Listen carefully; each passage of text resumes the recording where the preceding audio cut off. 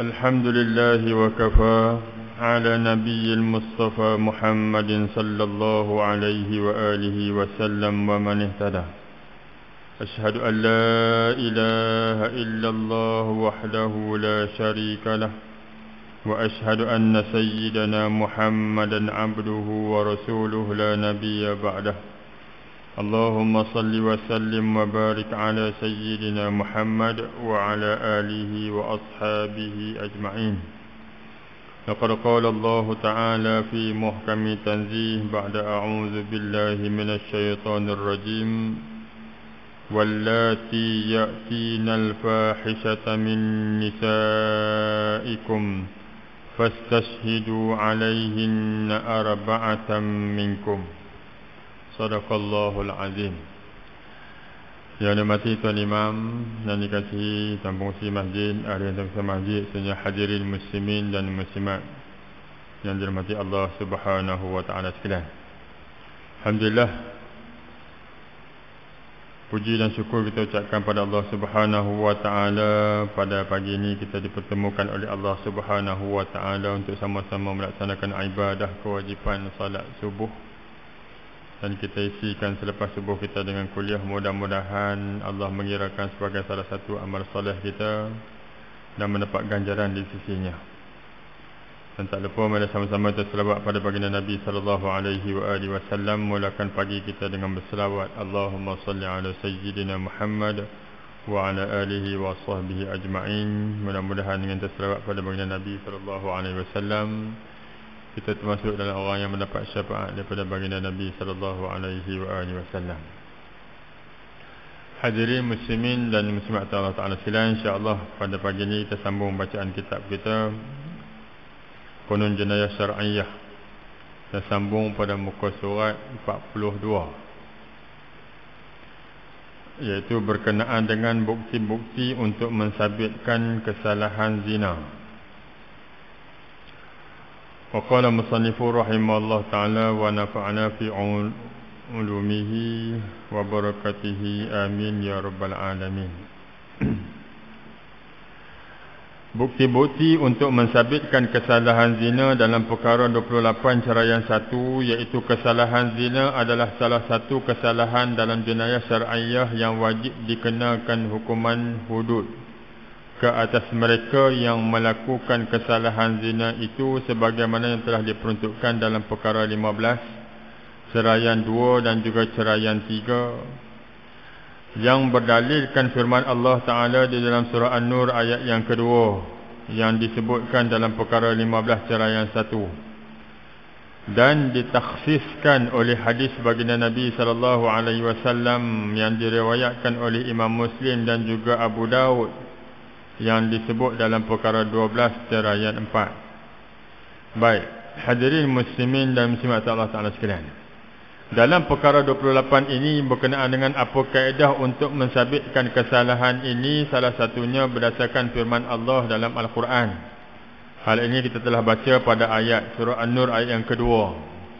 Dan ayat tersebut jelas berkenaan dengan untuk mensabitkan kesalahan tersebut, sama ada dengan bukti ataupun dengan pengakuan daripada si pesalah untuk mensabitkan kesalahan tersebut. Juga dikuatkan lagi dalil untuk mensabitkan kesalahan itu ialah dengan hadis baginda Nabi sallallahu alaihi wasallam yang diriwayatkan daripada Imam Muslim dan juga Abu Daud. Yang ini kita boleh rujuk balik dalam perkara 12 ceraian 4 yang lalu, yang disebutkan secara jelas berkenaan dengan hal tersebut, bagaimana untuk mensabitkan kesalahan dalam kes masalah berkenaan dengan zina ini. Baik, iaitu 4 perkara di antara kaedah untuk mensabitkan kesalahan zina ini. Yang pertama ialah apabila disaksikan oleh 4 orang.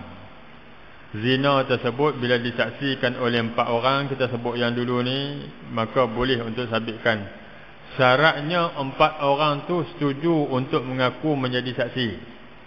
Maksudnya kalau yang tengok saksi tu 4 orang, tiba-tiba yang berani buat pengakuan di hadapan hakim sebagai saksi 3, seorang ni tak mau. Dia tak apa, hampa pergi, aku tak mau, dia pergi. Kan, biar dia dengan Tuhan lah dia dah.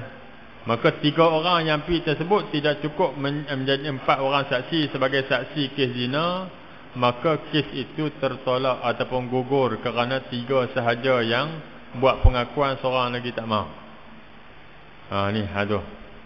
Sedangkan kalau ikut hukum macam mana, kalau orang yang menjadi saksi tadi dia buat pengakuan tentang penyaksian dia melihat tentang kes zina tersebut, penyaksian ataupun pengakuan dia itu mendapat pahala, dikira ibadah.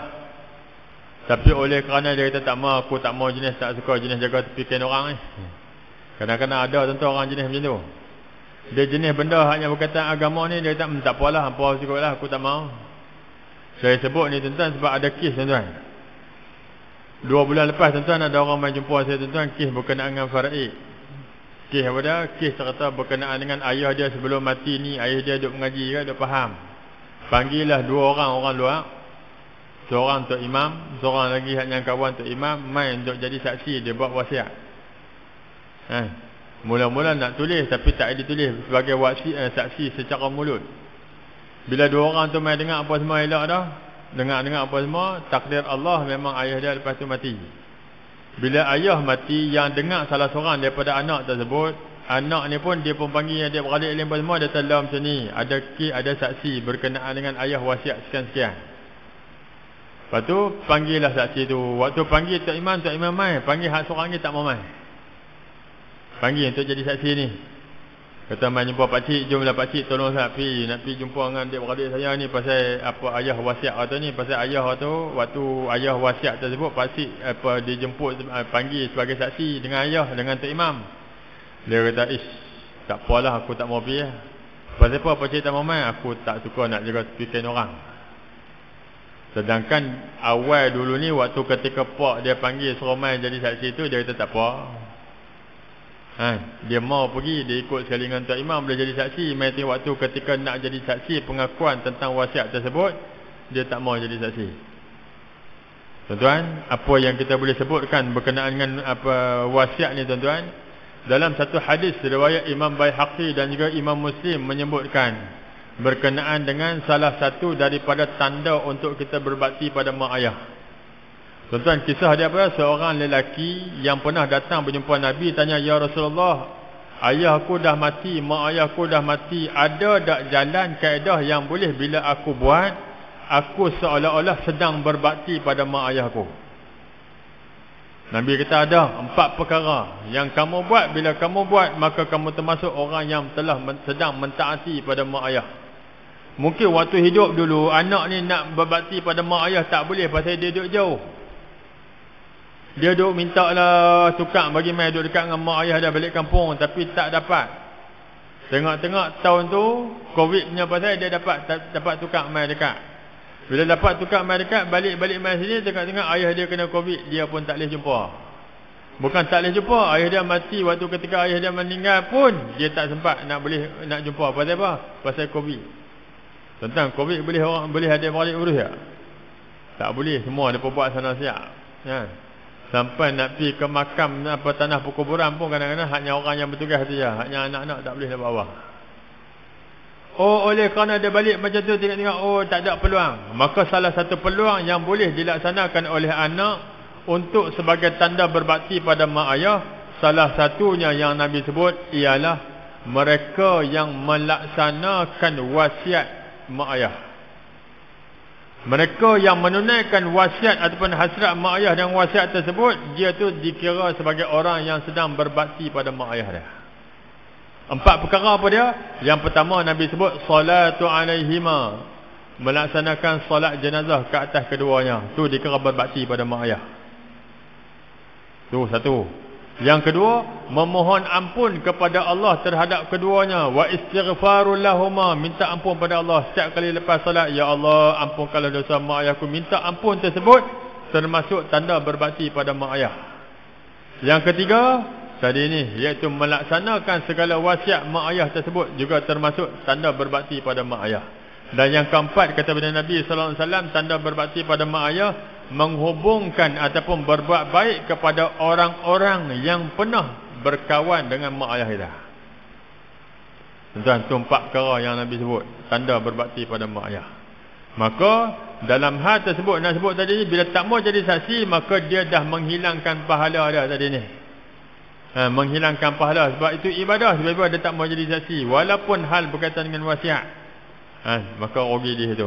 Dalam kes ni, bila 3 orang saja yang nak jadi saksi, seorang yang keempat tak mau, maka saksinya tertolak, kesnya tertolak. Tapi kalau 4 orang saksi sanggup menjadi saksi, maka itu menjadi salah satu bukti utama untuk mensabitkan kesalahan zina. Satu. Yang kedua, boleh sabitkan kesalahan zina dengan kaedah pengakuan si pelaku. Si pelaku yang mengaku, orang yang berzina itu mengaku. Sebab tu dalam kes, dalam peristiwa pada zaman Nabi, kebanyakan kes yang melibatkan tentang kes zina, yang kena rejam, yang kena sebat, semuanya kes melibatkan orang tu mengaku. Kan? Ma'is bin Malik al-Aslami antaranya yang pergi depan Nabi mengaku, kata dia telah berzina. Itu pun Nabi tolak kali pertama, kali kedua dia mengaku Nabi tolak, dan kali ketiga dia mengaku, barulah Nabi tanya.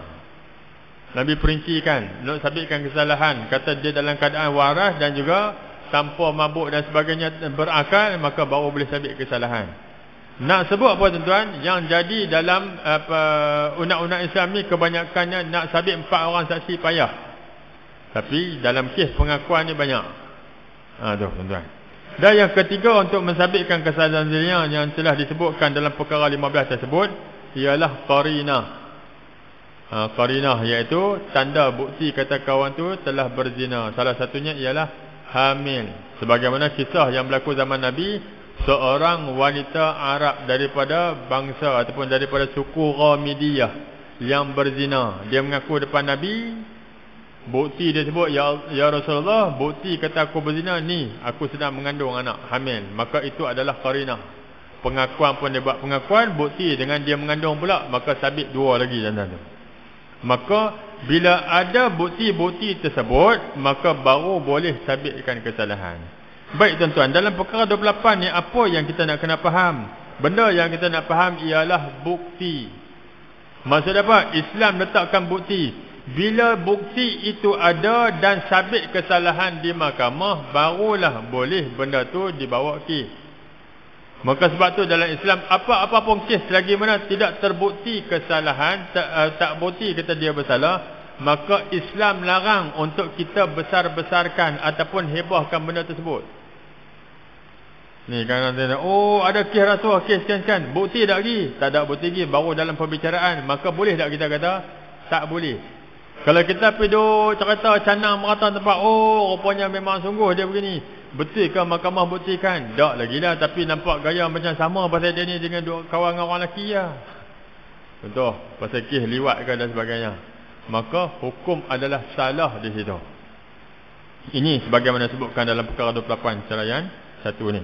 Ceraian 2, untuk mensabitkan kesalahan seseorang itu bersalah dalam kes zina yang wajib dikenakan hukuman hudud, mestilah dibuktikan dengan salah satu daripada 4 perkara tersebut. Kita sebut tadi ya. Antara salah satunya ialah 4 orang saksi. Firman Allah dalam surah An-Nisa ayat 15, wallati ya'tinal fahishata min nisaikum, dan sesiapa yang melakukan perbuatan keji, zina di antara perempuan-perempuan kamu, fastashhidu alaihinna arba'atan minkum, maka carilah 4 orang lelaki di antara kamu yang menjadi saksi terhadap perbuatan mereka. Kena berapa? 4 orang lelaki. Kalau 2 lelaki 2 perempuan boleh tak? Tak boleh juga. Kenapa lelaki? Kenapa tak perempuan? Kenapa perempuan tak boleh? Pasal perempuan ni lemah. Lemah pada ingatan, banyak lemahnya, menyebabkan tak boleh dia itu. Baik tuan-tuan, saya nak sebut sikit tuan-tuan. Dalam hukum Islam ni ada 3 perkara yang hukum had, hukum hudud ni gugur. Hukum yang berkaitan hudud ni, yang kata hak Allah ni gugur dengan bertaubat. Ada 3 jenis hukuman yang apabila pesalah ini bertaubat, maka hukum dia gugur. Hukum dia gugur tuan-tuan. Apa dia? Yang pertama ialah orang yang meninggalkan solat. Orang yang meninggalkan salat, hukum orang tinggal salat apa dah? Sengaja dia tinggal salat. Hukum dia apa? Man taraka salat muta'ammidan faqad kafara jiharan. Barang siapa meninggalkan solat dengan sengaja, hukumnya kafir. Maka orang yang tinggal solat dengan sengaja, orang dah pi dah nasihat dah bagi tahu pada dah ni, hang tak boleh ni, jangan tinggal solat apa semua. Tok imam pun dah pi, jatan kuasa masjid pun dah pi bagi nasihat, tak makan juga. Maka nak ikut hukum ni apa? Pencung, mati. Hukum dia mati. Pasal apa tadi ni, dah hang tak mau solat apa semua, saja. Memang dia tak mau solat. Dia tak ikut suka aku lah. Dah nasihat pun tak mau. Baik, dalam kes tersebut tuan-tuan, ketika dia meninggalkan solat, hak Allah tak tadi ni, ikut hukum hak Allah tadi ni, hukum dia kena tadi ni, mati. Oleh kerana ketika sebelum dia nak kena jatuh hukum, dia orang tak, oh kalau macam tu tak mau ni, kalau ikut ni, kalau apa pakcik tak solat ni, bila bawa kes ke mahkamah, siap-siap pakcik boleh kena hukum mati. Pasal pakcik tinggal solat sengaja.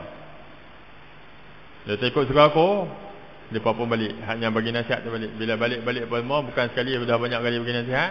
Balik-balik dia terfikir kata, kalau aku tinggal ni dia pun pancung habis dah, aku tak ada apa. Dia pun bertaubat.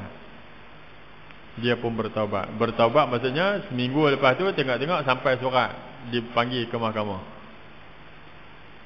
Sampai surat tu, dengar kata surat, dapat surat, dia pun berubah 100% daripada hak dulu tak sembahyang apa semua, duk mai ke masjid sembahyang apa semua, dah elok lah. Bila bawa ke mahkamah tengok-tengok dengan perubahan pada diri dia, maka hukum hak yang tadi Allah nak jatuhkan pada dia, oleh kerana dia bertaubat, hukumnya gugur. Tak boleh jatuh hukum pada dia. Pasal apa? Dia dah bertaubat. Ini dulu memang dia tak sembahyang, kami puas pergi berdakwah pada dia, pergi nasihat pada dia, dia kata ikut suka aku. Mahkamah kata apa? Hukumnya gugur. Pasal apa gugur? Pasal hak yang kamu kata itu hak dulu, sekarang ni dia dah berubah, maka hukumnya gugur. Tuan-tuan, satu. Yang kedua yang boleh gugur hukum Allah tadi ialah qazaf.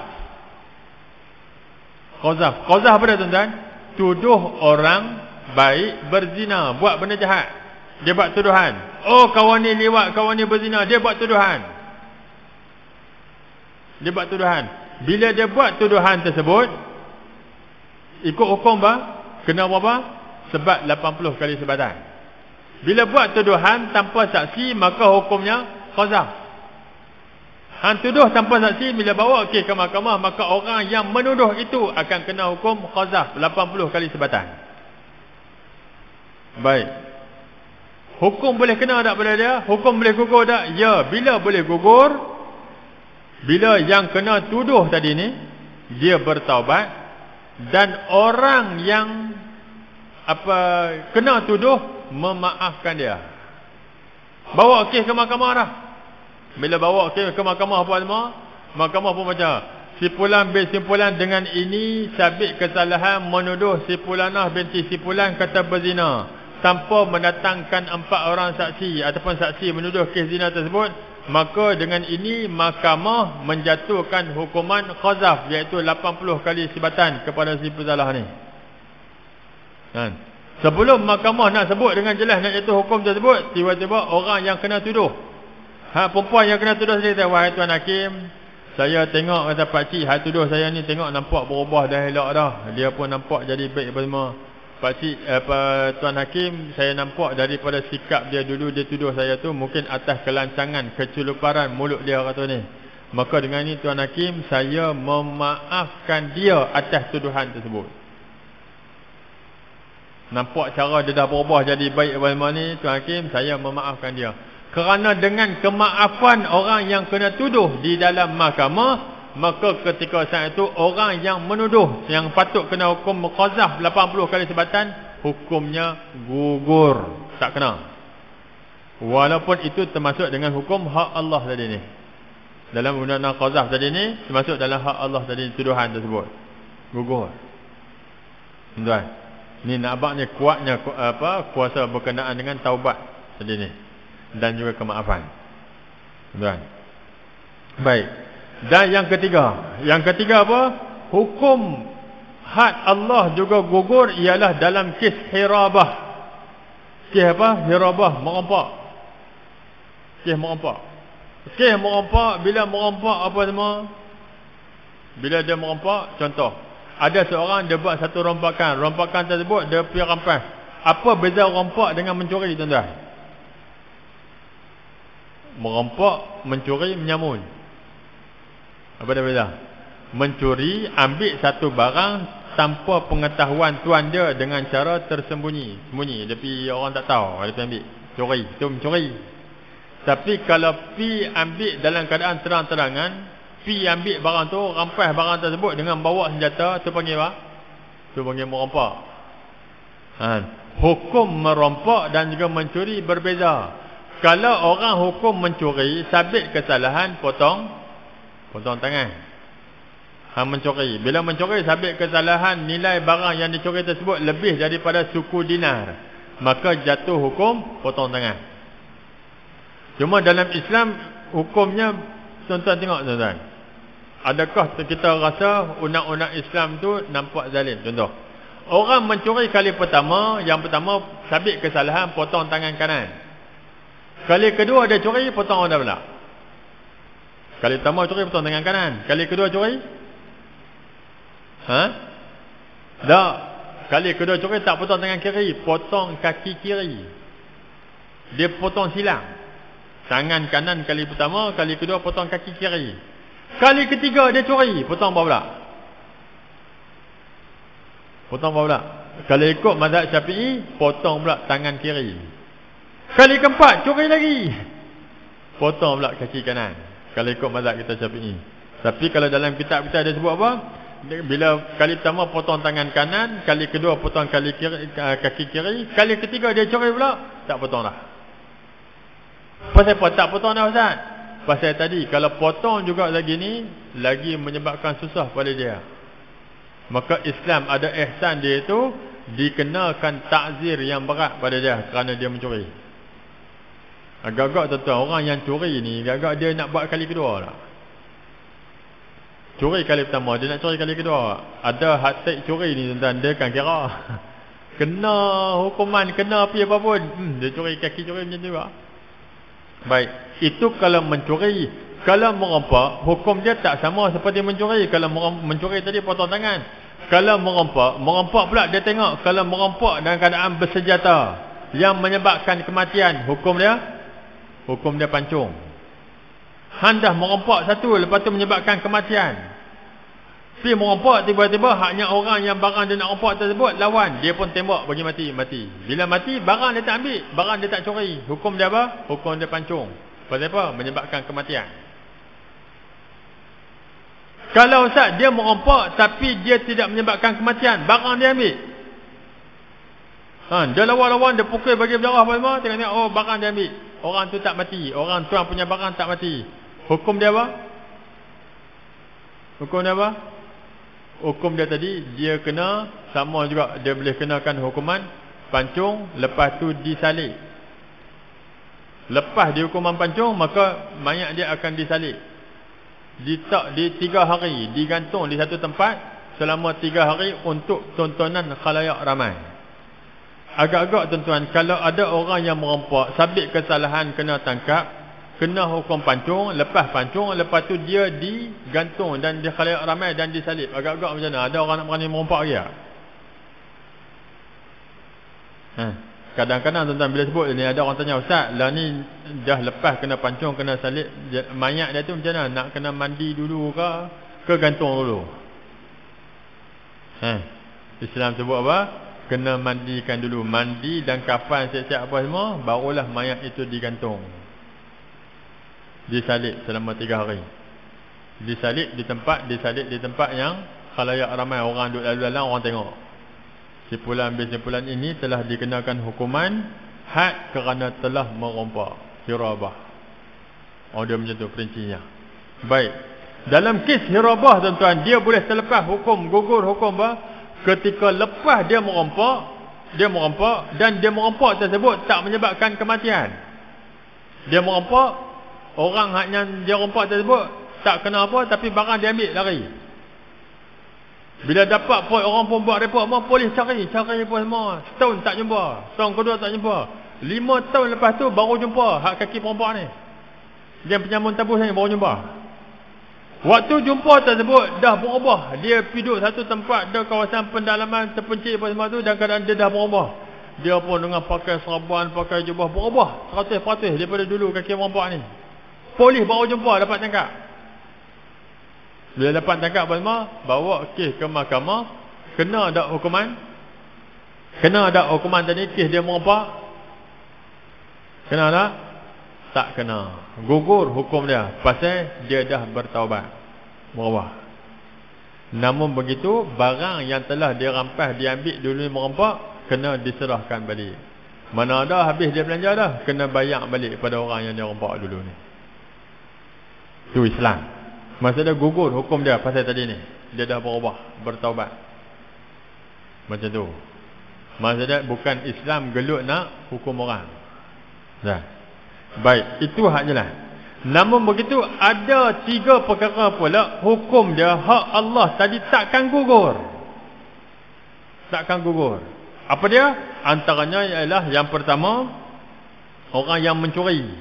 Yang kedua, orang yang berzina. Yang ketiga, orang yang minum arak. 3 hukum ini, 3 perbuatan apa ni, 3 ni takkan gugur walaupun dia bertaubat. Mencuri, berzina, minum arak, walaupun dah bertaubat, dia bertaubat, bila sabit kesalahan, hukum dia takkan gugur, tetap benar. Okey, pasal melibatkan hak Allah dengan hak manusia. Hak Allah dan hak manusia takkan gugur. Dan bukan setakat itu, kalau dimaafkan pun hukumnya tetap terlaksana. Contoh dia apa? Kes curi. Bila kes dia curi apa semua, bila curi-curi bawa kes ke mahkamah, sabit kesalahan, tiba-tiba haknya orang yang apa tuan punya barang kata, "Wahai Tuan Hakim, macam inilah saya pun malas nak sembang panjang, kesian dah tengok cara dia nampak dia dah bertaubat berubah dah Tuan Hakim, saya memaafkan dia. Hak kes dia curi dulu duit saya 1 juta tu, 1.6 bilion tu saya maafkan lah." Contohnya. Hukum gugur tak? Hukum gugur kat dalam Islam? Tak gugur. Tetap dia kena hukum. Potong tangan kalau sabit kesalahan tadi. Pasal apa Ustaz? Pasal apa tak gugur? Tak gugurnya itu sebab kes itu telah dibicara di mahkamah, walaupun dimaafkan. Lepas tu macam mana nak bagi maaf, nak bagi hukumnya gugur? Caranya ialah sebelum bawa kes ke mahkamah, maafkan dulu. Oh, nak bawa bicara ke mahkamah, haknya orang kena barang yang telah curi, dia kata, apa ni, belah macam ni lah pakcik curi barang saya, mat, curi barang saya, tak apalah macam ni lah, apa pakcik maafkan, dan ni hanya jangan curi dah lepas ni. Sebelum bawa kes ke mahkamah, maka barulah hukumnya gugur. Kalau dah bawa ke mahkamah, sama ada kes mencuri ke, berzina ke, minum arak ke, tetap hukumnya terlaksana. Ini beza ada hukum. Yang ni dia sebutkan dengan cara perinci dalam kitab Fiqh Manhaji, mazhab kita Asy-Syafi'i, menceritakan berkenaan dengan hukum ni. Baik, ini yang kita sebutkan. Dan yang kedua, perkara yang kedua, dalam perkara 28 ceraian 2 tersebut, 2 iaitu ikrar, pengakuan daripada orang yang melakukan zina. Ikrar ini hendaklah dibuat di hadapan imam, iaitu ketua negara ataupun wakilnya seperti hakim ataupun qadi, untuk mensabitkan kesalahan.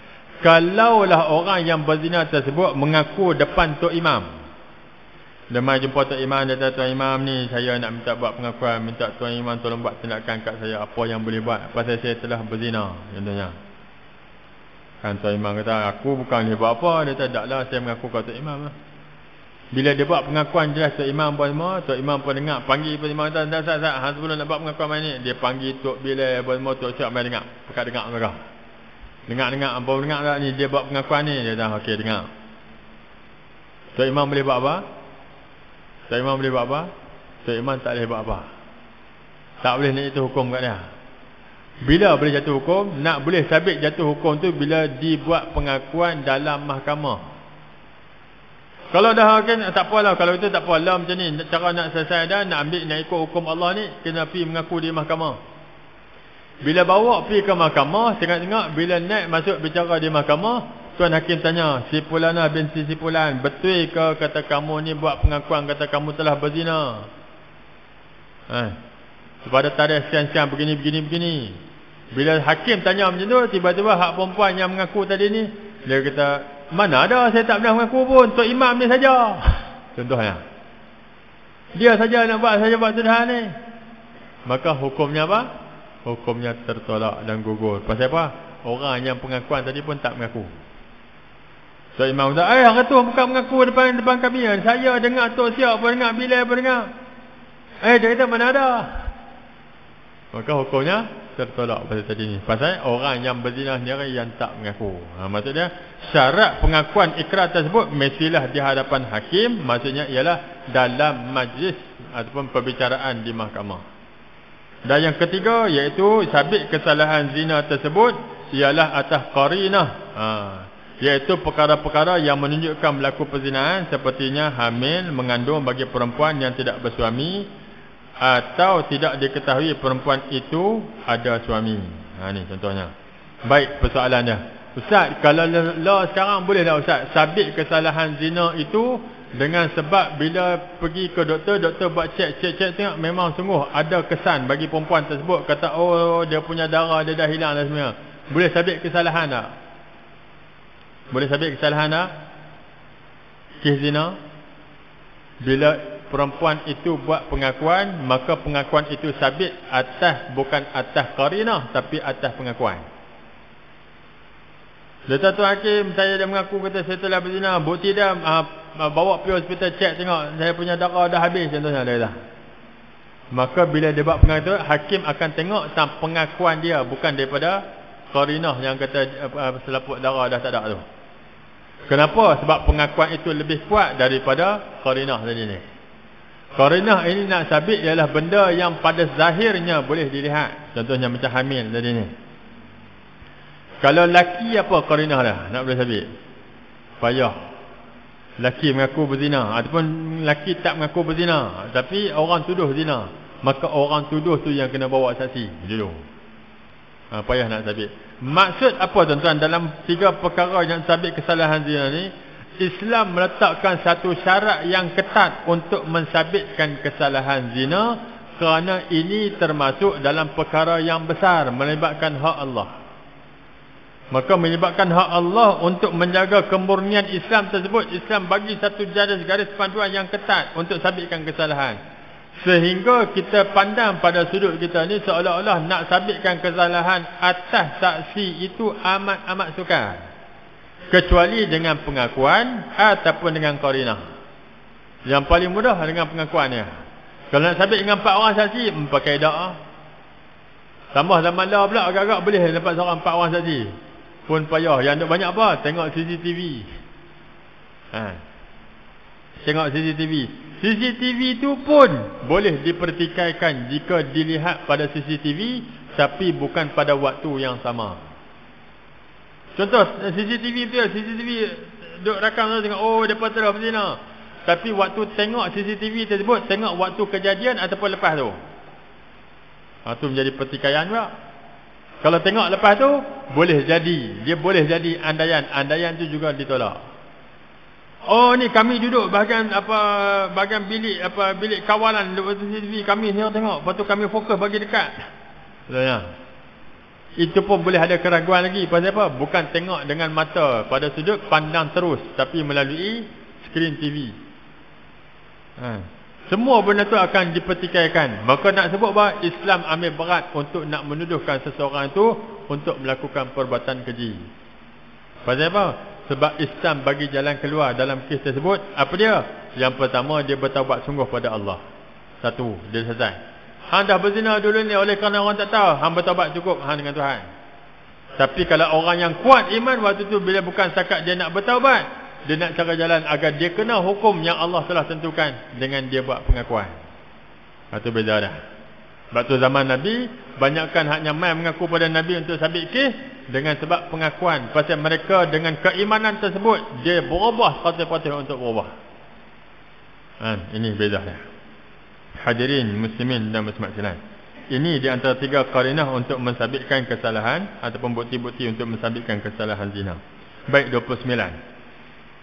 Saksi-saksi yang layak untuk menjadi saksi dalam kes kesalahan zina yang boleh diterima penyaksiannya ialah mereka yang memenuhi syarat berikut. Ada beberapa perkara yang disebutkan di sini, iaitu ada 8 perkara untuk syarat menjadi saksi. Tuan-tuan, nak jadi saksi yang kata 4 orang ni pun bukan senang. Ada 8 syarat ni baru boleh jadi saksi. Kalau tidak, saksi itu tertolak. Apa dia? Secara ringkas yang kita sebut, yang pertama dalam syarat-syarat saksi ini ialah saksi itu mestilah 4 orang terdiri daripada semua lelaki, tak terima penyaksian daripada perempuan. Syarat saksi tadi yang pertama mesti 4 orang. Sebab dia ada beza, tuan-tuan. Ini dipanggil syarat-syarat saksi. Ada satu lagi nanti kita akan tengok rukun saksi. Dia ada rukun dia. Rukun dia lagi perinci. Rukun dia tu disebut dengan jelas perinci tu yang menyebabkan untuk sabitkan kesalahan, rukun tu akan ditengok dulu. Bila rukun tu ada, barulah tengok pada syarat. Baik, syarat dia mesti lelaki. Kalau perempuan, Ustaz, tak boleh. Kalau 3 lelaki seorang perempuan pun tak lepas. Syarat dia mesti 4 orang. Kalau 2 boleh tak 2. Oleh kerana kes ini melibatkan hak Allah, 2 tak cukup, mesti 4. Tapi melibatkan hak manusia, 2 dah cukup. Contoh, tuan-tuan, wasiat. Wasiat cukup dengan 2 orang saksi lelaki dah cukup untuk menjadi saksi dalam kes wasiat. Dalam kes wasiat, dia nak buat wasiat apa? 2 orang saksi dah cukup dah.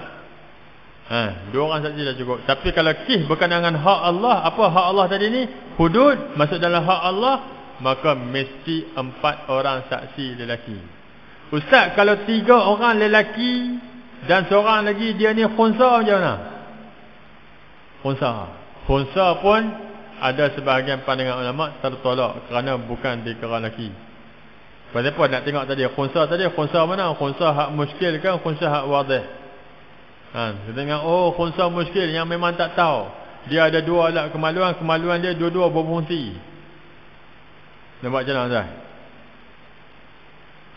Nampak macam mana? Kalau dua-dua fungsi, kau macam mana? Hak laki pun hari ni keluar hak ikut belalai, kencing, esok keluar hak bawah. Selang sehari. Tuan. Dalam Islam, tuan-tuan, dia punya perinci dalam kes khunsa, tuan-tuan, bukan setakat dia tengok apa hak mana yang berfungsi. Kalau dua-dua berfungsi, dia tengok last sekali, dia tengok apa dia? Tengok di antara hak laki, hak perempuan tadi, bila kencing tadi ni, oleh kerana dua-dua berfungsi, tengok di antara yang hak belalai dengan hak bawah, hak mana yang paling banyak air kencing dia. Disukat air kencing dia, hak ni banyak, maka hak banyak itulah dikira hak yang patut ada pada khunsa tersebut. Cek-cek tengok, lebih hak perempuan, maka dikira perempuan. Dia berat belah perempuan. Maka waktu tu, kalau sabit kes berkenaan 4 orang tadi, maka tertolaklah ataupun gugurlah hukum tersebut kerana saksi tadi tidak sempurna 4 orang. 2, syarat yang kedua ialah mestilah saksi itu baligh, iaitu dewasa. Baik, berapa syarat dewasa ni ikut dalam Islam? Yang kata baligh tadi ni, dewasa. Baligh. Syarat Islam kata baligh, laki 15 tahun. 15 tahun. Tapi dalam kes berkenaan dengan kes zina ini, maka disebutkan yang dikira dewasa tersebut ialah berumur 20 tahun ataupun 21 tahun. Itu sabit dia. Baik, yang ketiga, berakal, iaitu orang tu mempunyai akal yang fikiran yang waras, yang cukup sempurna akal fikirannya. Maka nak sabit kesalahan juga ialah orang tu mestilah berakal. Kalau orang tu gila, tak boleh. Kalau orang tu dia tengok orang perempuan, dia gila. Ada tak, tuan-tuan, jenis tu? Ada. Jenis dia tengok bila tengok duit dia jadi gila. Tak tengok duit, okey. Tengok orang perempuan dia jadi gila pun ada ini. Hak tu pun kalau dia ada syak betul, syak tak betul, maka tertolak juga. Maka sebab tu saya sebut tentang kuliah saya semalam, tuan, orang tanya berkenaan dengan kes, berkenaan dengan apa hukum lelaki memakai gelang. Lelaki boleh pakai gelang, tuan? Tak boleh. Lelaki tak boleh pakai gelang sebab itu termasuk dalam perhiasan perempuan. Tapi ada 4 jenis lelaki saja yang boleh pakai gelang. 4. Apa dia? Yang pertama, pakai gelang untuk orang pergi laksanakan haji. Dulu kan orang pakai gelang pergi haji kan. Hak tu boleh. Pasal pergi haji, pasal sebab haji tadi ni. Yang kedua, mereka yang terlibat dalam askar bahagian pertahanan awam ni. Yang melibatkan bertahan awam, contoh macam askar, dia ada kena pakai satu tanda kata dia ni orang ni. Kalau sekarang ni dia tak pakai gelang dah, dia pakai rantai, ada tulis nama apa semua kan. Maka bagi mereka tu boleh dengan sebab tanda tu. Satu, dua. Yang ketiga tu hak yang boleh pakai gelang, hak yang duduk kat tanjung rambutan tu. Hak memang ada penyakit tak boleh nak berubat, maka pihak hospital akan bagi gelang ada pakai. Gelang ataupun rantai dia pakai. Tanda kata orang ni orang yang sakit memang tak boleh berubat. Kalau dia jadi apa pun, dia terlepas hukum. 3. Dan yang keempat apa dia? Yang keempat, orang yang pakai gelang pink. Gelang pink tau. Orang kena COVID, tu boleh. Tu tak haram. Lain pada tu haram. Tengok ni, tengok kawan tu pakai gelang. Dia ni gelang pink, bukan dia gelang pink. Dia ni musim haji ke? Bukan haji ni kan. Lah bukan musim haji. Tengok, dia ni askar ke? Bukan askar. Tengok gelang besar kami tu. Maka kalau bukan dia pergi haji, bukan musim haji, bukan apa askar, dia bukan pakai gelang pin, dia ingat dia pakai gelang besar tu. Maka agak-agak apa dia? 3 tu tak ada, rasa hak satu lagi. Hadut tanya rambutan kot, terlepas kot. Tu ya. Hukum bagi lelaki tak boleh pakai gelang. Kena peringat tu. Ustaz, saya tak pakai gelang ni, cuma saya pakai gelang kayu koka. Sebab bab berubat. Allahu Akbar. Hak ni yang takut tuan-tuan. Sebab Nabi sebut dengan jelas, tidak ada sesuatu yang boleh memberikan manfaat terhadap sesuatu melainkan Allah sahaja. Dia boleh merosakkan, bukan menyebabkan dia pakai gelang tu dia boleh berubat diri dia, tapi dengan sebab dia pakai gelang tu akan melunturkan lagi iman dia kepada Allah. Tu kena jaga tu. Dan ada setengah orang pakai gelang pada apa?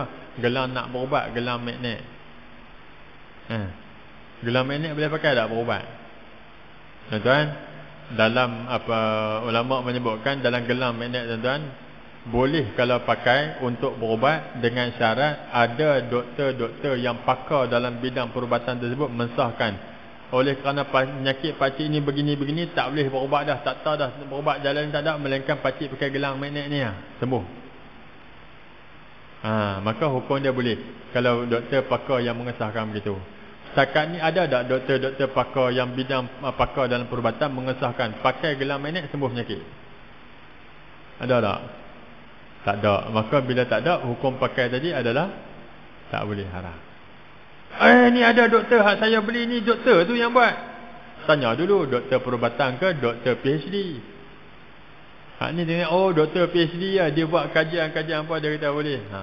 Maka tak pakai tuan tu. Sebab bukan bidang dia. Bukan bidang perubatan yang mengesahkan. Kalau kata, memang ni doktor perubatan, doktor pakar hak dunia punya ni yang buat pengesahan, pakai gelang magnet sembuh penyakit, maka ni saja lepas ni pergi hospital, jumpa appointment dengan doktor pakar memang tengok, pakcik sakit apa? Ni 3 serangkai, tak tahu dah makan ubat sampai dos paling tinggi pun tak sembuh, jadi teruk apa semua. Lah pakcik, ubat-ubat semua pakcik tinggal, pakcik pakai gelang magnet ni. Tapi ada tak macam tu? Tak ada. Maksudnya tak sabit hukum untuk meletakkan bahawasanya pakai gelang magnet boleh sembuh penyakit. Hadirin muslimin dan muslimat sekalian. Baik, yang keempat. Tadi kita buat berkenaan dengan berakal. Yang keempat, mestilah orang itu adil, iaitu tidak melakukan dosa-dosa besar dan tidak berterusan melakukan dosa-dosa kecil. Maka sabit dengan ayat Allah SWT tadi, wa ashhidu zawa adlin minkum, dalam ayat lain Allah sebut nak syarat jadi saksi tersebut mestilah mereka yang adil. Adil ini yang dari sebab disebutkan ialah bukan setakat dia adil pada sudut dia tidak melakukan dosa besar, juga dia meninggalkan dosa-dosa kecil. Kalau hak jenis yang mai jadi saksi tu, Allahu Akbar, pantang dia ni hakim waktu ketika nak sabit 4 orang saksi tu, hakim bukan setakat dia terima 4 orang saksi tu. Sebelum saksi 4 orang tu mai buat pengakuan di hadapan hakim, haknya yang mendakwa tu akan bagi nama, ni nama tuan hakim 4 orang yang menjadi saksi ni.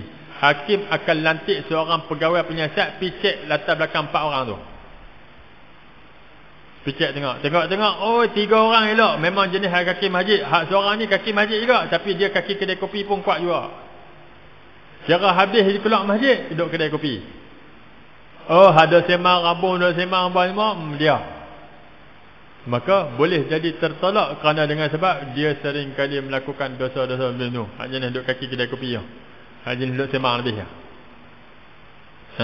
Waktu orang tu ni, waktu kes tersebut, 3 orang ni tengok daripada siapa. Okey, cukup 4 orang ni kita nak sabit kesalahan ni. Tengok, oh Pak Long, mai, Pak Long duduk kedai kopi, mai jom ikut kami. Ada orang duk buat projek ni. Pak Long lebih tengok, maka tertolak juga pasal tadi ni. Tuan, nak abang kata berat nak sabit kes ni tuan. Baik, yang kata adil ini juga dilihat dalam tersebut. Yang seterusnya, yang kelima, saksi-saksi itu semuanya mesti terdiri daripada orang Islam. Sama ada menjadi saksi ke atas orang Islam ataupun bukan Islam. Maksudnya Islam yang kira untuk sabitkan kesalahan kes sama ada orang bersama dengan orang Islam ataupun bukan Islam, syarat dia mestilah orang itu yang menjadi saksi orang Islam. Jadi orang Islam.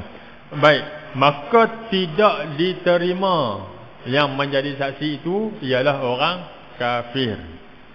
Walaupun kafir zimmi, orang yang kafir yang mendapat perlindungan daripada negara Islam pun saksinya tertolak kerana dia orang kafir. Pak Ustaz, pasal apa Ustaz? Pasal ni hanya orang kafir yang tengok, orang kafir zimmi yang mendapat perlindungan pada orang Islam yang ramai, bukan 4 orang, 10 orang. 10 orang pun tertolak. Pasal apa? Sebab nak menjaga kemuliaan agama Islam tu. Batu syarat dia mesti orang Islam.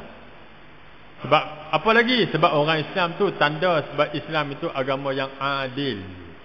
Maka nak ambil orang Islam tadi sebagai saksi, mestilah orang Islam tadi, kerana Islam itu agama yang adil. Jadi betul.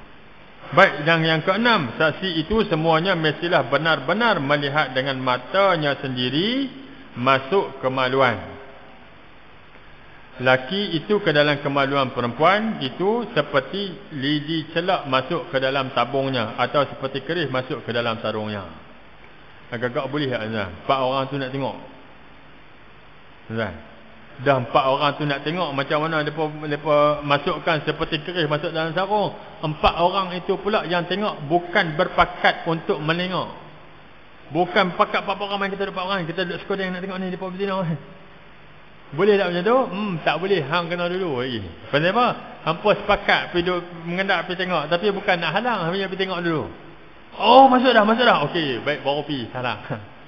Habis, salah tu. Hampa kena dulu pasal hampa yang ni. Nah, sebenarnya 4 orang tu tengok. Kalau dah 2 tadi tengok, dengan 2 panggil 2 orang ni mai tengok, dengan yang kali kedua mai tengok, dah habis dah selesai. Ataupun tak nampak, tengok kot belakangnya, nampak punggung ya, maka pun tertolak. Pasal apa? Haknya 2 yang baki tersebut tak nampak sebagaimana keris masuk dalam sarung, depa nampak kot belakang pun tertolak. Payah ngah Ustaz tu. Payah. Pasal apa payah? Pasal Islam bukan gelut nak hukum orang. Tu ya. Oh, pantang tengok zina kerana nak jatuh hukum. Tak, Islam bukan begitu. Maka tertolaklah pandangan masyarakat kita yang kata kalau buat hukum Islam, hukum hudud ni, oh ramailah orang yang akan ni kena potong tangan. Oh ramailah orang yang kena sebat pasal kes zina. Oh ramailah orang yang kena rajam sampai mati pasal kes zina. Tertolak pasal apa? Pasal nak sabit kes hukum tersebut amat-amat sukar. Itu maksud dia. Yang ketujuh, keterangan saksi-saksi itu mestilah jelas, iaitu menerangkan cara hakiki masuknya zakar lelaki itu ke dalam lubang faras perempuan itu, sebagaimana yang berlaku bukan secara kiasan. Bila hakim tanya kata ni, wahai si fulan bin si fulan, betulkah kamu melihat kata perempuan ini berzina? Dia kata ya. Cuba ceritakan. Oh, waktu saya tengok tu, saya main-main tu 3 orang depa duk tengok dah tadi. Waktu saya main tu saya tengok, oh dia duk main juk kat belakang, tengok pungkok dia kembang kecut tengok kat belakang. Maka bila macam tu dikira tertolak pasal dia tak nampak sebagaimana keris masuk ke dalam sarung dia. Nak sebut apa tuan-tuan? Nak sebut Islam tengok sampai macam tu. Setiap orang dia menceritakan bagaimana masuk, apa diceritakan berkenaan apa zina tersebut. Tu baru hak tu tak tengok lagi tadi nak sabit kes, bukan nak ngam. Oh 3 orang tengok elok dah. Hak orang keempat dia pakai spek mata. Habis. Hakim katanya ni pakai spek mata baru pakai ke lama dah. Dia pakai lama dah. Berapa apa power dia? Tak banyak pun, 600. Power sampai 600 jawab dia. Habis. Itulah. Boleh apa? Betul kan nampak? Waktu tengok tu pakai spek mata kan? Tak tahulah waktu tu saya duduk tengok dengan hujan pun semua duduk mengendap tengok dia dalam. Habis. Nak sebut apa Ustaz? Payah kata tadi sebut tadi. pakai spek mata pula lagi. Rugi ya orang pakai spek mata tak boleh sedih-sedih. Dalam kes ni. Dan yang terakhir, yang ke-8, iaitu saksi-saksi itu mestilah melihat sendiri penzinaan itu dilakukan dalam satu tempat tertentu dan dalam satu masa yang sama, bukan berlainan tempat dan masa. Oh, kalau kata dua orang ni tengok tarikh sekian-sekian 25 orang bulan, kawan ni pula tengok 26 orang bulan, walaupun mereka menjadi saksi tapi tarikh yang tak sama, maka hukum tak sabit juga kesalahan untuk kes zina. Sebab syarat saksi tersebut ialah hari yang berbeza. Tadi ni syarat mestilah hari dan waktu yang sama, bukan daripada hari dan waktu yang berbeza. Tempat-tempat yang sama tapi hari lain tak boleh. Ataupun perbuatan yang sama, hari yang sama, tempat lain pun tak boleh. Tapi kalau tempat yang sama, hari yang berbeza boleh tak? Masa yang sama tapi tempat berbeza boleh tak? Tempat yang sama, hari yang berbeza. Tempat yang sama, tempat yang berlainan tapi hari yang sama, boleh tak? Tak boleh. Mana orang boleh buat? Hari masa yang sama, tempat yang berbeza. Tang ni dengan tang tu, orang yang sama, tak boleh itu mustahil lah. Okey, maka inilah di antara 8 perkara untuk mensabitkan kesalahan zina dengan saksi-saksi yang disebutkan syaratnya. Maka hal ini telah dijelaskan dalam kitab Al-Ahkam Wal-Fiqhiyah fil Mazahibil Islamiyah Al-Arba'ah, jilid yang kedua, muka surat 505. Ini dijelaskan melalui kitab ini. Maka disebutkan itu kitab untuk sebagai rujukan kita, cuma diperincikan dalam ini 8 perkara syarat-syarat menjadi saksi dalam kes zina ini. Maka tuan-tuan kita berhenti kat tu. Sebenarnya nanti kita akan masuk dalam perkara yang kedua, masih lagi dalam perkara 29 ceraian 2, iaitu seseorang yang mendakwa bahawa seorang perempuan melakukan zina tanpa mengemukakan 4 orang saksi atas dakwaan tersebut dikira sebagai qazaf. Yang ni kita akan tengok sikit berkaitan dengan hukum qazaf. Macam mana orang yang buat tuduhan ni. Tuan-tuan akan tengok tuan-tuan dalam perkara 2 ni tuan-tuan, 29 ceraian 2 ni tuan-tuan.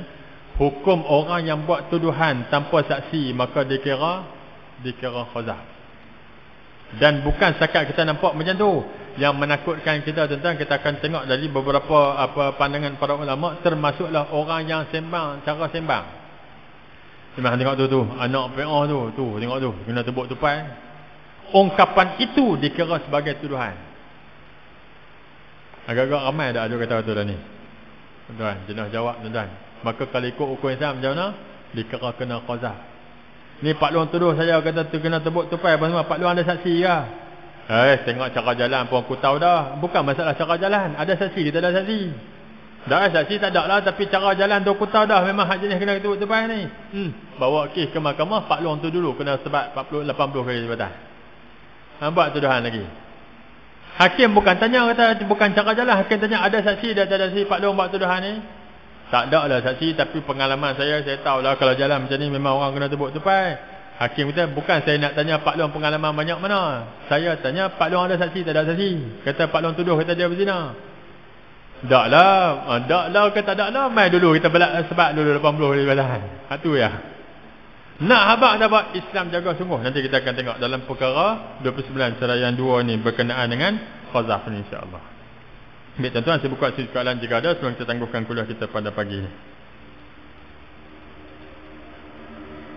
Ya.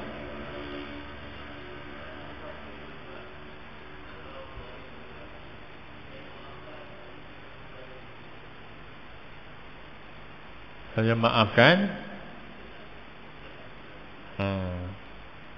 Dalam kes apa tu?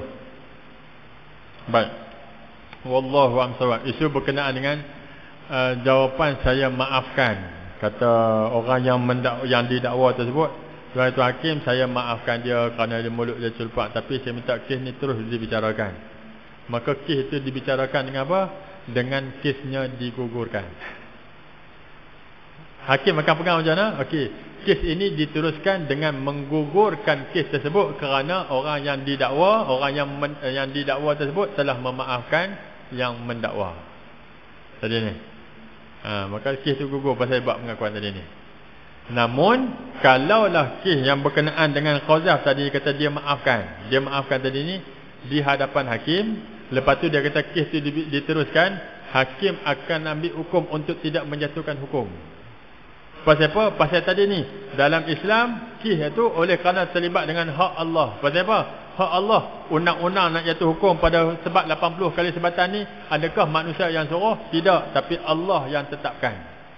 Allah yang sebutkan hang tuduh tanpa saksi maka 80 kali sebatan melalui hadis baginda Nabi sallallahu alaihi wasallam. Maka ketika saat itu apabila orang yang kena tuduh dia memaafkan orang yang menuduh, maka ketika saat itu hakim tak boleh kata apa. Tapi kawan ni kata tak, saya maafkan dia. Dia kata mungkin hari tu dia terlupa, aku marah kat saya, dan ni saya maafkan dia, tapi saya minta tuan hakim kes terus jalan. Mungkin tanya balik, hang nak maafkan, hang tak puas hati lagi ni. Jadi ada kontra tu. Namun begitu hakim akan menggugurkan kes kerana kemaafan itu menjadi syarat melepaskan orang yang menuduh atas tuduhan qazaf. Syarat gugur tu pasal kemaafan daripada tu. Tu point dia. Kemaafan daripada orang yang kena tuduh menyebabkan kes tu gugur. Tak terus dah. Tapi permintaan daripada orang yang kena tuduh supaya kes tu diteruskan. Ya, diteruskan bicara untuk menggugurkan kes, bukan bicara untuk menjatuhkan hukum. Ni ayat mahkamah untuk nak sebut tadi ni. Diteruskan bicara untuk menggugurkan kes, bukan untuk menjatuhkan hukuman. Okey? Wallahu ta'ala a'lam. Ada lagi tak? Ada Azan? Baik, hadirin muslimin dan muslimat, mudah-mudahan apa kita kongsikan sama-sama pada pagi ini menjadi sikit manfaat dan juga kebaikan kita bersama. Cuma saya minta tuan-tuan, apa kuliah kita hanya faraid minggu kedua dah, tu 2 kali lah kita tak main. Cuma untuk lepas ni insya-Allah kalau tuan-tuan ada soalan tu boleh tulis untuk tuan-tuan bagi nanti, ataupun tuan-tuan minta pada isu ke WhatsApp saya nanti. Pasal saya sebut tuan-tuan, banyakkan yang saya dapat berhubung daripada jemaah kita. Kebanyakan jemaah daripada kawasan ni duk telefon tanya berkenaan dengan faraid. Tanya minta selesai, minta tolong buat semua. Alhamdulillah kita dapat selesaikan dengan cara yang baik. Cumanya tuan-tuan, benda tu tak dapat nak dikongsikan dengan tuan-tuan apa kes dia. Maksudnya apa? Kongsi pada sudut pelaksanaan penyelesaian dia. Bukan nak cerita siapa dia orang dia, tapi penyelesaian dia. Bila tuan-tuan tengok, oh rupanya benda ni kecil, tapi benda ni kes yang menyebabkan tak selesai sampai sudah. Benda hal sikit-sikit ya. Tuan-tuan ada haknya kata pun ada seorang tu yang mai jumpa di rumah saya pasal kes sama juga. Kes 4 orang adik-beradik, seorang yang tak setuju nak bagi mengikut faraid, setuju nak bagi sama rata. 4 orang adik-beradik, 3 lelaki, seorang perempuan. Yang tak setuju tu perempuan. Dia tak setuju bagi faraid. Agak-agak sebab apa tak setuju bagi faraid? Pasal dapat sikit. Dia lelaki, dia perempuan. Maka dia tak setuju bagi sama rata. Maka adik-beradik 3 orang ni pakai duk mengaji, kita faham dah nak bagi faraid. Dia kata tak apa, kita bagi faraid dulu, lepas tu tak apa kami bagi ke hang. Berapa hanya nak kita bagi sama rata. Syarat dia kita bagi ikut faraid dulu. Pasal apa? Nak dapat pahala. Mai jumpa saya, dia tanya macam mana Ustaz, boleh ke buat macam tu? Saya kata boleh buat macam tu. Cumanya dikhawatiri bila dah setuju bagi faraid, dah janji dah dengan hak adik, hak bongsu tadi ni, atau hak kak, hak sulung tadi, hak perempuan, kak tak apa kak, kita bagi dulu faraid. Katalah kami dapat seorang 60,000, kak dapat 30,000. Nanti bila dah dapat kami 60,000, kami bagi kat kak seorang 10,000, seorang 5,000. Kata nak bagi sama rata, sebab sama banyak. Saya kata dia khawatiri takut bila dapat 60,000 tu agak-agak nak bagi tak kat kak 5,000. Saya tanya tuan-tuan, kalau tuan-tuan anak salah seorang tadi dapat 60,000, abang saya kata kita bagi faraid, kak dapat kita dapat 60,000, kak kita dapat 30,000. Nanti bila dapat 60,000, kami akan bagi kat kak seorang 5,000. Agak-agak dapat 60,000 nak bagi tak kat kak 5,000. Saya tanya tuan-tuan, kalau tuan-tuan salah seorang daripada ahli waris dia ni, 5,000 banyak oh. Bagi tak? Tak bagi. Dan jadi sungguh. Bila saya sebut macam tu, dia kata tak apa, insya-Allah tu adik-beradik saya senang cukup. Tengok seminggu lepas buat pembahagian tersebut, tanya-tanya hak adik tadi, hak abang tadi ni, hak kak punya tadi ni, okey abang bagi dah 5,000. Tanya adik hak 2 orang tadi, ish abang saya pun dapat 60,000 ni pun tak cukup. Jadi kot tu. Tak ada bagi. Yang kau duk tuntut, hang kata hampa janji nak bagi kat aku seorang 5,000, mana dia? Abang hampa dah bagi dah, ni hampa dua orang kenapa tak bagi? Bagi apa ada dah, dapat duit tak tu. Tu yang kata duit tu. Rata tuan-tuan, jangan berjanji. Jangan berjanji. Pesan tu ya, jangan berjanji. Berjanji habis tuan-tuan. Tambah pula orang berjanji sebelum harta tu dibahagikan, lagi masalah. Oh, berjanji ni, kau sign je tak apa, nanti bila dapat, saya dapat kepala kuasa, kita akan bagi sama rata. Kau dah betul kan ni? Betul. Kau pun sign tengok-tengok, bila dapat tu jadi kepala kuasa, tak bagi sama rata, nak bagi faraid. Mengamuk tak kawan tu? Mengamuk lah. Hari tu suruh aku sign pasal nak bagi sama rata, tengok-tengok nak bagi ikut cara faraid. Aku dapat sikit je. Tak puas hati. Dah, yang ni kita akan bahas dalam kuliah kita. Kita tengok tentang macam mana penyelesaian Islam dalam kes begitu tuan-tuan. Wallahu ta'ala alam. Yang baik itu daripada Allah subhanahu wa ta'ala. Yang buruk yang masuk Allah kurniakan persian pun maaf. A'udzubillahi minasyaitanirrajim. Bismillahirrahmanirrahim.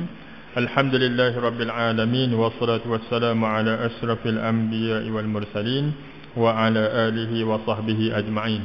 Radina billahi rabba wa bil islami dina wa bi muhammadin nabiyyan wa rasulah. اللهم افتح علينا فتوح العارفين وارزقنا فهم النبيين بجاه خاتم المرسلين. اللهم فقهنا في الدين وعلمنا التأويل واهدنا إلى صراطك المستقيم. اللهم أرنا الحق حقا اتباعه وأرنا الباطل باطلا وارزقنا اجتنابه. ربنا آتنا في الدنيا حسنة وفي الآخرة حسنة وقنا عذاب النار. وصلى الله على سيدنا محمد وعلى آله وصحبه أجمعين والحمد لله رب العالمين. Kita tengok dengan bacaan tasbih kafarah dan suratul As.